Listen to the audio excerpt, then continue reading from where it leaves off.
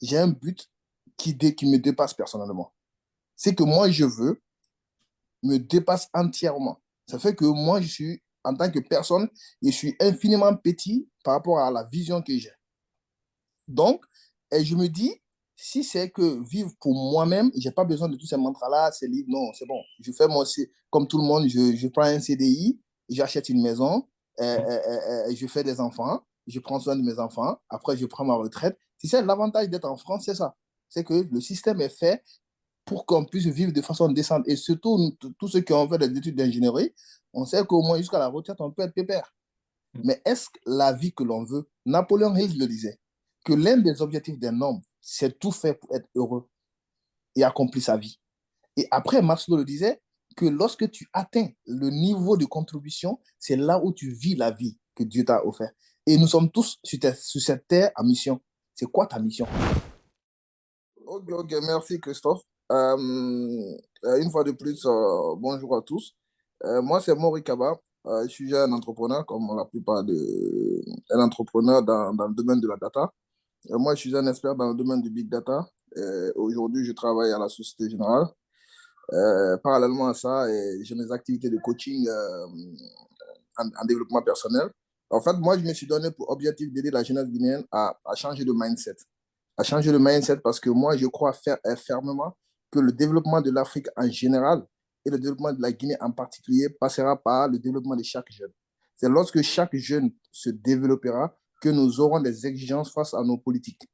Mais lorsque nous pensons que, et moi je pense que le développement à la verticale, moi, j'y crois pas trop pour l'Afrique, parce que les décisions qui doivent venir des politiques qui n'ont, ou généralement qui n'ont même pas les connaissances nécessaires pour driver un peuple, se retrouvent à la tête de l'État et font des politiques qui n'arrangent pas l'Afrique. Plus de 60 ans, l'Afrique est toujours endettée, l'Afrique est toujours en retard, on a des problèmes d'électricité, de l'eau, comme vous le savez tous. Et moi, je me suis dit, au lieu d'attaquer toute l'Afrique avec tous nos sujets de développement, il vaut mieux que chaque personne nettoie devant sa porte d'abord. Et moi, ma porte, c'est la Guinée. C'est la raison pour laquelle moi, dans mes sujets de développement personnel, je m'attaque que à la Guinée parce que moi, je me dis, si je n'arrive pas à changer le mindset des Guinéens, comment pourrais-je changer le mindset de l'Afrique? Donc, pour moi, ça commence comme ça. C'est lorsque nous allons faire un travail endogène qu'on pourra impacter les autres après. Donc, dans ce cadre, moi, j'ai mis tout un programme en place. Et tous les dimanches, c'est la raison pour laquelle souvent les dimanches, c'est pas très, très viable pour moi. Tous les dimanches, moi, je fais un direct pour un programme que j'ai créé, deux programmes d'un, un que j'appelle Rendez-vous avec les jeunes et un autre que j'appelle Un jeune coach. Ce sont des programmes qui me permettent au fait d'échanger avec les jeunes guinéens et en France comme en Guinée. Voilà un peu ce que je fais de ce côté-là. Après, comme vous savez tous, on fait tous de l'entrepreneuriat dans tous les autres secteurs. Donc ça, c'est autre chose. Ça, c'est brièvement la petite introduction de ce que je vais faire aujourd'hui. Par rapport au livre de James, moi, le livre de James, il avait déjà lu ça. Le livre de James, il nous ramène à beaucoup de livres sur les secrets, sur la loi de l'attraction, sur pas mal de livres. Quand tu lis les livres de développement personnel, tu te rends compte que l'un des points les plus importants, c'est le cerveau. C'est-à-dire que c'est l'esprit, c'est comment le cerveau fonctionne. Tu vois, même quand tu prends le livre de gars, là, comment on appelle ça, oh, le Marocain, là, comment il s'appelle ça? Idriss Aberkan. Idriss Ouais. Aberkan, il a dégommé ce sujet. Donc, au fait, James Allen, pour moi, il a vraiment résumé ce sujet-là. C'est-à-dire qu'il a résumé parce qu'il est parti de compartiment en compartiment. Il commence par la pensée et le caractère. C'est-à-dire que comment est-ce qu'un homme pense? Quel est le reflet de sa pensée sur son caractère envers les autres et envers lui-même. Et comment cet homme, au fait, en fonction de sa façon de réfléchir, de sa façon de penser, a un impact sur sa société, sur son environnement. Donc, en fait, sur les circonstances, les pensées et les objectifs. Et donc, moi, ce que j'ai compris, pour ne pas être très long sur ce sujet-là, c'est que la clé pour réussir dans la vie, c'est comment contrôler notre esprit, comment contrôler nos pensées. Et c'est un sujet qui est très complexe parce que maîtriser sa pensée, c'est hyper compliqué. Nous, le coach Max, il nous disait, dans le cerveau de l'homme, c'est comme si on a un singe. Et ce singe, il passe de branche en branche. Nous connaissons tous les singes. Ils ne peuvent pas rester tranquilles. Donc, la pensée de l'homme est comme ça, au fait. C'est-à-dire que chaque fois, nous réfléchissons à des situations que nous savons pertinemment que nous n'avons aucun contrôle. C'est-à-dire que nous avons tout le temps des pensées dans la tête. Et c'est normal, James Allen, il explique que l'esprit d'un homme, c'est comme un jardin. C'est-à-dire que soit tu le cultives, soit il se cultive tout seul. Et cela veut dire que lorsque tu le laisses, en se cultivant, il ne prendra que toutes les énergies négatives. Donc, à toi de créer un mantra, une routine où tu vas l'entraîner. L'entraîner, par exemple, personnellement, moi, comment j'applique James Allen dans mon quotidien, c'est que chaque matin, chaque après-midi, chaque soir, j'ai tout un mantra où je me moto, c'est comme si je fais un lavage de cerveau. Parce que je sais que quand j'arrive au boulot le matin, je suis motivé pour arriver au boulot. Mais il suffit de faire une ou deux réunions, ta journée elle est bousillée si ton chef te parle mal. Mais comment tu fais pour reprogrammer ton cerveau ou tes pensées? Donc, moi, j'ai des mantras que je continue à lire pour éviter que mon esprit se divague tout seul. Donc, euh, également, il y a une partie que moi j'ai beaucoup aimé quand il parle de la pensée et sur le corps, c'est-à-dire que les maladies.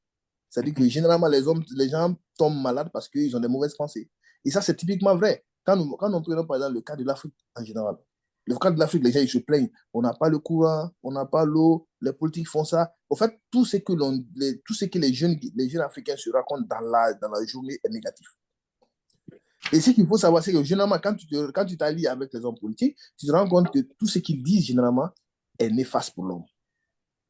Et donc, quand tu continues comme ça, c'est la raison pour laquelle tu vois beaucoup de jeunes, quand tu les regardes, ils sont misérables. Quand tu regardes leur visage, tu te dis, mais là, ils vivent péniblement. Parce qu'en fait, les jeunes, au lieu de remercier l'univers, de leur donner la santé nécessaire, de leur donner la force de pouvoir penser, de leur donner les bras vaillants, de pouvoir parler, de pouvoir entendre, de pouvoir respirer, tout ça, ça fait partie il faudrait que nous soyons, qu'on fasse beaucoup d'actions de gratitude envers Dieu pour que dans notre pensée, ça rentre dans la reprogrammation de notre pensée. Donc, pour ne pas être trop long, moi je pense que James Allen, il nous a résumé la pensée. Et voilà, donc aujourd'hui, il faudrait que chaque personne qui a lu ce livre essaie de mettre une routine en place, une routine qui lui permet de reprogrammer ses pensées et qui lui permet de définir effectivement ce qu'il veut. Parce que ce que nous voulons souvent est tellement complexe, souvent nous pensons que c'est difficile de l'atteindre. Et moi, j'ai aimé la partie, il y a une partie où il dit que ne te préoccupe pas de comment est-ce que tu vas mener une action. Juste fixe-toi un but légitime et reprogramme ton esprit. Voilà ce que je peux dire pour essayer juste de focus dans le livre, quoi. Voilà ce que je peux apporter, les gars. Wow, magnifique, Ok, magnifique. merci. Merci beaucoup, Kaba. Merci. Et quand tu parles de mantra, quand tu parles de reprogrammer son cerveau, tu fais allusion en fait au livre du coach Simon Ouedraogo, où il y a en fait un mantra à répéter matin, midi, soir, à haute voix, pendant 21 jours. Si tu fais ça, tu regardes, tu vas constater en fait un changement énorme au niveau de ta façon de penser. Kaba, il a dit, nous les Africains, surtout la jeunesse africaine, on est là en disant oui, ça va pas, le gouvernement ne fait pas ça, le monde va mal, l'Afrique est sous-développée. Non, l'Afrique n'est pas sous-développée, le monde ne va pas mal, les choses ne vont pas mal. Tout dépend de notre perception, comment on voit les choses et quelle est notre réaction face à la situation. Merci beaucoup, Kaba. Est-ce que quelqu'un a des questions suite à ça?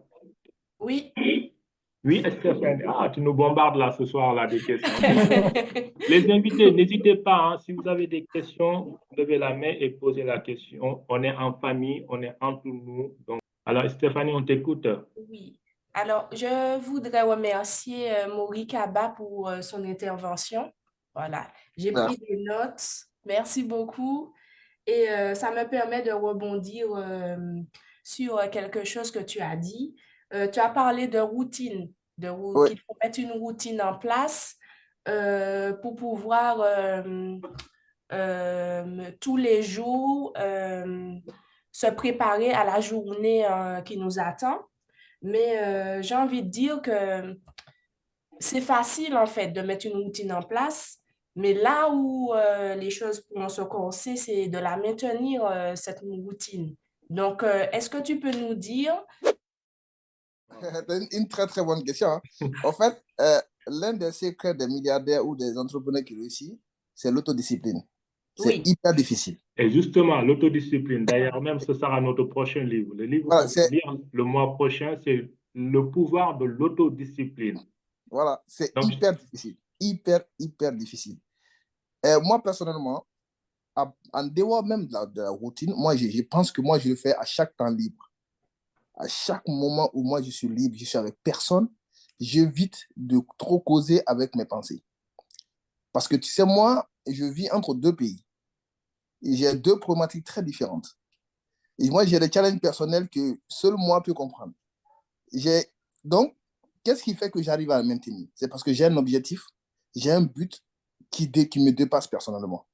C'est que moi, je veux me dépasse entièrement. Ça fait que moi, je suis, en tant que personne, je suis infiniment petit par rapport à la vision que j'ai. Donc, et je me dis, si c'est que vivre pour moi-même, je n'ai pas besoin de tous ces mantras-là, ces livres, non, c'est bon. Je fais moi aussi, comme tout le monde, je prends un CDI, j'achète une maison, je fais des enfants, je prends soin de mes enfants, après je prends ma retraite. Tu sais, l'avantage d'être en France, c'est ça. C'est que le système est fait pour qu'on puisse vivre de façon décente. Et surtout, tous ceux qui ont fait des études d'ingénierie, on sait qu'au moins jusqu'à la retraite, on peut être pépère. Mais est-ce que la vie que l'on veut, Napoléon Hill le disait, que l'un des objectifs d'un homme, c'est tout faire pour être heureux et accomplir sa vie. Et après, Maslow le disait, que lorsque tu atteins le niveau de contribution, c'est là où tu vis la vie que Dieu t'a offert. Et nous sommes tous sur cette terre en mission. C'est quoi ta mission? Moi, ma mission, c'est aider le peuple de Guinée et l'Afrique plus tard et impacter le monde.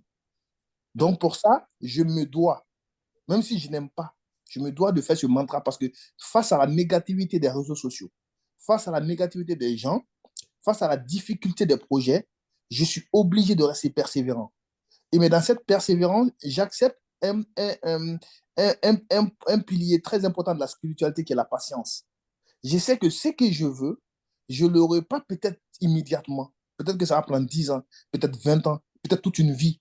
Donc, il faut que je cultive la patience. Et en cultivant la patience, l'un des remèdes, c'est que je m'autodiscipline personnellement à réciter les mantras. Je suis aimant, je suis un enfant, je réalise mes projets. Donc, il y a toute une liste d'affirmations positives que je dis pour reprogrammer mes pensées. Donc, pour revenir à ta question, ce n'est pas facile, mais il faut que l'objectif soit tellement grand que tu n'as pas le choix. C'est comme par exemple, tu veux aller pendant l'été, tu as un nouveau copain ou copine, vous devez aller au bord de la mer en juin prochain. Mais toi, tu as pris 15 kilos ou 20 kilos. Tu te dis, ah mais non, j'ai envie de le convaincre. Donc, tu commences à aller à la salle. Imagine, on a tous eu 18 ans. Hein. Quand tu aimes à 18 ans, c'est de la folie. Quand tu tombes amoureux, tu es prêt à tout faire. Tu es prêt à tout faire. Donc, il faudrait que nous mettons en tête que réciter ces mantras, nous devons tout faire. C'est difficile. Christian Ronaldo le disait dans l'un de ses interviews. Il dit, on le demande, est-ce que les habitudes qu'il a pour devenir champion, sa routine, est-ce que c'est facile? Est-ce qu'il n'y a pas des jours où il veut abandonner? Il dit, oui, bien sûr. Il y a des jours où il veut carrément abandonner. Mais il se bat contre lui-même. Il se bat contre ses pensées. Ses pensées qui disent, ouais, non, aujourd'hui c'est bon, on va sur la couette, c'est pépère. Oh non, là, ou tes pensées qui vont te dire, oui, non, aujourd'hui c'est bon, tu as trop récité ce truc-là, ta vie est géniale, reste tranquille, ne récite pas. Parce que l'ennemi de l'habitude, c'est la paresse. La paresse va commencer. C'est comme le shaitan, non, dans l'islam. Le shaitan, pendant les heures de prière de la nuit, il commence à te raconter des histoires. Non, tu peux dormir un peu. Non, il fait un peu frais. Repose-toi. Et ça, c'est pas bon. Donc, tu luttes contre toi-même. Donc, la seule possibilité pour toi de pouvoir réciter, d'avoir ces habitudes, ces routines comme une habitude, c'est de les faire fréquemment. D'autres conseillent 21 jours, d'autres conseillent 3 mois, d'autres conseillent 90 jours. Mais c'est sûr que si tu fais au bout de 90 jours, ça devient une habitude. Toute action que tu fais au bout de 90 jours, ça devient une habitude. Après, à toi maintenant d'abandonner ou pas. Voilà ce que je pourrais apporter.